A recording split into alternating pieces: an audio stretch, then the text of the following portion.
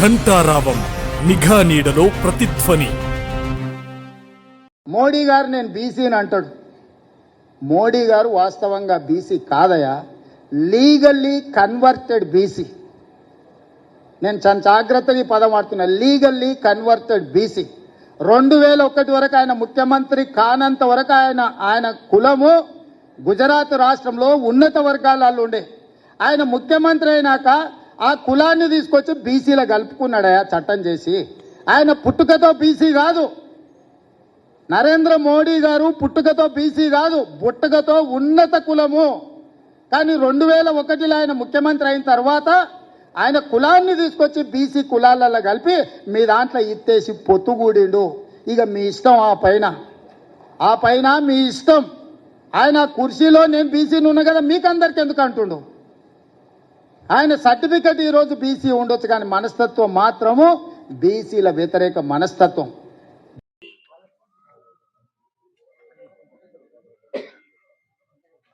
డెబ్బై 7 సంవత్సరాల స్వతంత్ర భారతదేశంలో ఇవాళ యావత్ ప్రజానికం ఆ సేతు హిమచలం అన్నట్టుగా మోడీ గారిని విశ్వసించని, మోడీ గారిని ప్రేమించని మనిషి ఉన్నాడు ఇలా దేశంలో. మోడీ గారు అనేక సందర్భాల్లో పేదరికం చవిచూసిన వాడిని, పేదల జీవితాన్ని చదువుకున్న వాడిని, నాకు పిహెచ్డీ లేకపోవచ్చు కానీ ప్రజల కష్టాలు, ప్రజల కన్నీళ్ళు, ప్రజల దుఃఖం, ప్రజల బాధ చదువుకున్నటువంటి డాక్టరేట్ నేను. ఈ దేశంలో ఏ అంబేద్కర్ గారు అయితే ప్రపంచంలోనే గొప్ప రాతపూర్వకమైన రాజ్యాంగాన్ని అందించిండ్రో, ఆ రాజ్యాంగం అన్ని వర్గాల ప్రజల, అన్ని జాతుల ప్రజల అవసరాన్ని తీర్చేదిగా, ఆకలి తీర్చేదిగా ఉండాలని చెప్పిండు అంబేద్కర్. ఇవాళ ఆయన రాసిన రాతకు ఇవాళ మోడీ గారు అనుసరిస్తున్నటువంటి పద్ధతికి సరిగ్గా సరిపోతుంది. మోడీ గారు దేశ ప్రధానమంత్రిగా ఉండి వారు నిత్యం పేద ప్రజల కోసం కావచ్చు, రైతాంగం కోసం కావచ్చు, నిరుద్యోగ యువత కోసం కావచ్చు, గ్రామీణ ప్రాంతాల్లో 70 సంవత్సరాల తర్వాత కూడా కనీసం టాయిలెట్ లేకుండా రోడ్ల పక్కకు లోటలు పట్టుకొని పోయేటువంటి నీచమైన పద్ధతి కావచ్చు, ఇవాళ మహిళల ఆత్మగౌరవం పెంచాలని చెప్పి ఇంటింటి టాయిలెట్ పట్టించే పద్ధతి కావచ్చు, ఇట్లా ఆలోచించుకుంటూ ఇవాళ పేదల యొక్క జీవితాలని, పేదల యొక్క దుఃఖాన్ని ఇట్లా రూపుమాపాలని ప్రయత్నం చేస్తున్న వ్యక్తి పైన గతంలో కేసీఆర్ గారు కూడా అధికారం రాగానే కళ్ళు రెత్తికెక్కి మోడీ ఏంది, గీడి ఏంది అని చెప్పి మాట్లాడిండ్రు. మోడీ ఏం ముఖం పెట్టుకొని తెలంగాణకు వస్తారని చెప్పి మాట్లాడిండ్రు. ఇవాళ ఒకవైపు ఢిల్లీకి పోయేమో రేవంత్ రెడ్డి గారు మా పెద్దన్న కేంద్ర ప్రభుత్వ సహకారం కావాలని చెప్పి కోరుతాడు, ఇక్కడికి వచ్చి మాత్రం ప్రగల్భాలు పలుకుతాడు. ఇవాళ మోడీ గారిని పట్టుకొని, అంత పెద్ద మనిషిని పట్టుకొని మోడీ గారు బీసీ కాదు, మోడీ గారు టెక్నికల్గా బీసీ అయిండు, అందుకని ఆయన బీసీ కాదు కాబట్టి బీసీలను ద్వేషిస్తాడు ఆయన అన్నటువంటి నీచమైన మాటలు. సరే ఏం కాలం నీకు, పోయే కాలం ఇది ఏమన్నా? గంత పెద్ద మహనీయుడు ఇవాళ ఆయన ఒక బీసీలకో, ఒక ఎస్సీలకో, ఒక ఎస్టీలకో, ఒక ఓసీలకు సంబంధించిన వ్యక్తి కాదు.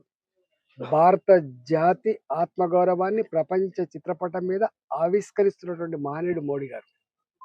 నిన్ననే చూసినాం, ఇవాళ అమెరికాలో అమెరికన్ ప్రెసిడెంట్ తానే స్వయంగా కుర్చీ లాగి కూర్చోబెట్టి సంతకం పెట్టిన తర్వాత మళ్ళీ కుర్చీ చేసిన గౌరవం ఇలా దక్కించుకున్న దేశం మన దేశము. ప్రపంచ దేశాలలో భారతదేశం అంటే ఒక గౌరవాన్ని పెంచిన నాయకుడు. భారత గడ్డ బిడ్డ, భారత జాతి బిడ్డ అమెరికాలో ఉన్న, లండన్లో ఉన్న, దుబాయ్లో ఉన్న, ఇవాళ జర్మనీలో ఉన్న ఆమె ఇండియన్ అని చెప్పి గల్లెగరేసి చెప్పుకున్నటువంటి స్థాయికి తెచ్చిన మోడీ గారిని పట్టుకొని ఇవాళ మీరు కూట్ల రాయి తేలినోడు ఏట రాయి తీసినట్టుగా ఇక్కడ నువ్వు పాలించే సత్తా లేక, ఇక్కడ ప్రజలకు ఇచ్చిన వాగ్దానాలను పరిష్కరించే దమ్ము లేదు. కానీ ఇవాళ గాయన గురించి ఉట్టికి ఎగరలేనమ్మా ఆకాశానికి ఎగిరినట్టుగా నువ్వు మోడీ గారి మీద మాట్లాడితే సూర్యుని మీద ఉమ్మేసినట్టు అవుతుంది బాబు. సూర్యుని మీద ఉమ్మేస్తే ఏమవుతుందో మీకు తెలుసు. ఇవాళ అందుకనే అలాంటి జాతికి వెళ్తురిచ్చే, దేశ ప్రజల ఆత్మగౌరవం పెంచే, భారత ప్రజల సమస్యలు పరిష్కరించే, ఇలా స్వార్థం లేకుండా దేశ ప్రజలే 140 కోట్ల మంది ప్రజలే నా కుటుంబ సభ్యులని చెప్పి భావించి దేశం కోసం అంకితమైనటువంటి మోడీ గారి గురించి ఇవాళ ఇట్లాంటి చిల్లర మాటలు, ఇలాంటి చిన్న కురుస మాటలు మాట్లాడి గతంలో వాళ్ళకి ఏం ప్రజలు ఎట్లా తిరస్కరించారో అలాంటి పరిస్థితి తెచ్చుకోవద్దని చెప్పి కోరుతా ఉన్నాం. ఇప్పటికైనా పెద్దలను గౌరవించడం నేర్చుకోండి. భారత ప్రభుత్వం అంటే ఏదో భారత ప్రభుత్వం అంటే ఆకాశం నుంచి రాదు. ప్రజల యొక్క రక్త మాంసాల మీద కట్టబడ్డ పనుల డబ్బుతో ఇలా మోడీ గారు డెవలప్ చేస్తుందని చెప్పి ఎప్పుడు అంటూ ఉంటారు. నేను చేస్తున్నా అని చెప్పి మోడీ గారు ఎప్పుడు అన్నారు? ప్రభుత్వం చేస్తుందని చెప్తారు. వీళ్ళలాగా నేను చేస్తున్నా ఇక్కడ అడగరు. అధికారం వస్తే నేను సేవకునని చెప్పినోడు మోడీ గారు. అధికారం రాగానే అహంకారంతో కళ్ళు నెత్తికెక్కి ఇక ఏ ప్రజలైతే నీకు అధికారం ఇచ్చినా వాళ్ళ ఇల్లు కూలగొడతా, వాళ్ళ గుడిసెలు కూలగొడతా, వాళ్ళ మీద కేసులు పెడతా అని చెప్పేటువంటి మోడీ గారు కాదు. అందుకనే మోడీ గారితో గోక్కోవడం అంటే ధర్మంతో గోక్కున్నట్టు, మోడీ గారితో గోక్కోవడం అంటే పేద ప్రజల బతుకులతో గోక్కున్నట్టు. ఆ విషయం మర్చిపోద్దని చెప్పి రేవంత్ రెడ్డి మేము సూచన చేస్తా ఉన్నాం. చేసుకో వట్టిగా ఆ క్షణానికి నలుగురు సపోర్ట్ కొట్టడానికి కోసమే మాట్లాడడం అయితే ఆ సపోర్ట్ కొడతారు, కానీ తర్వాత దాని పర్యవసానం ఏందో గత ప్రభుత్వానికి అర్థమైంది, నీకు కూడా అర్థమైందని చెప్పి హెచ్చరిస్తున్నాను.